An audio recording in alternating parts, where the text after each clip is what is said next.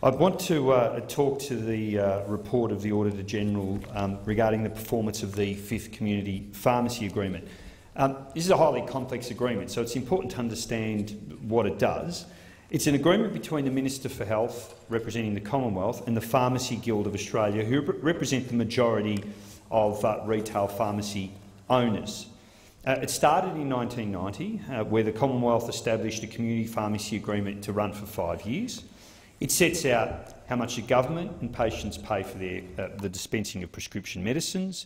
There's also funding for government-funded professional programs and funding for a community service obligation. The pharmacy agreement extends to services that enhance patient medication management, home medicines review and the like, and it's meant to support rural pharmacies and the rural pharmacy workforce, along with the funding of research on evidence-based best practice in the delivery of pharmacy services. In July 2010, the government signed the 5th Community Pharmacy Agreement. Now, this is not just some small agreement between government and the Pharmacy Guild. It's an agreement worth a staggering $15.4 billion.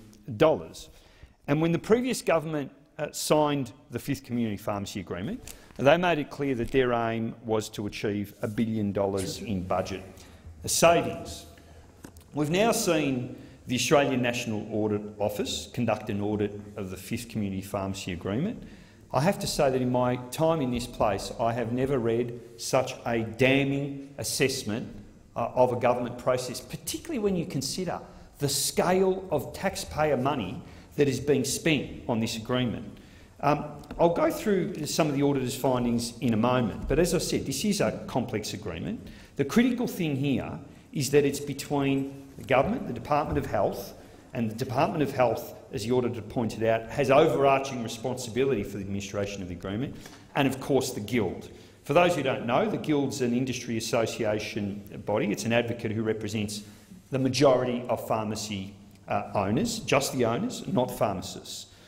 It acts to administer elements of the 5th CPA, and sometimes it acts as the agent for the Department of Health. It's acting effectively on behalf of the Commonwealth. It receives Commonwealth grants, and it does other things through the implementation of that agreement. Now, the Auditor-General's report it's a shock to me. They found enormous numbers of flaws with the way that Health negotiated and managed the 5th Community Pharmacy Agreement. Let's look at just a few things that the Audit Office found.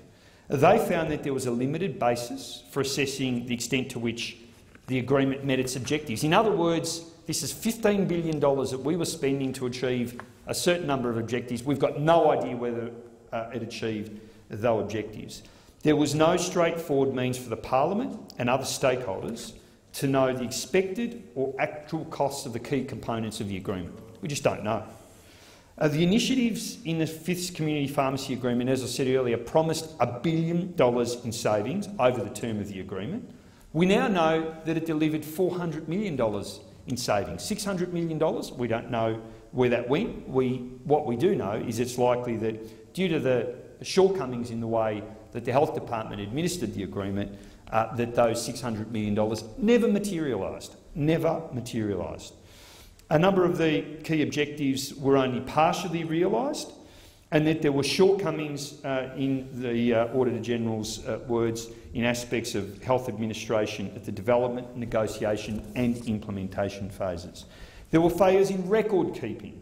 They failed to keep a record of their meetings with the Guild, that is the Department of Health. They didn't take minutes, they didn't prepare notes, they didn't prepare an official record of negotiations and meeting that was not consistent, again, with the Auditor-General's words, with sound practice. They didn't develop a risk management plan, no probity plan, they didn't complete specific conflict of interest declarations. The list goes on and on.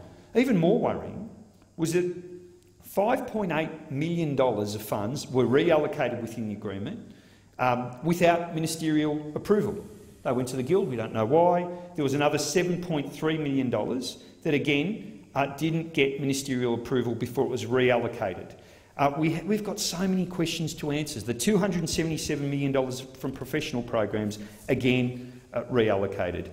We're now negotiating a 6th community pharmacy agreement. Let's stop doing that. Let's put a freeze on it, and let's make sure that the findings of this report are implemented.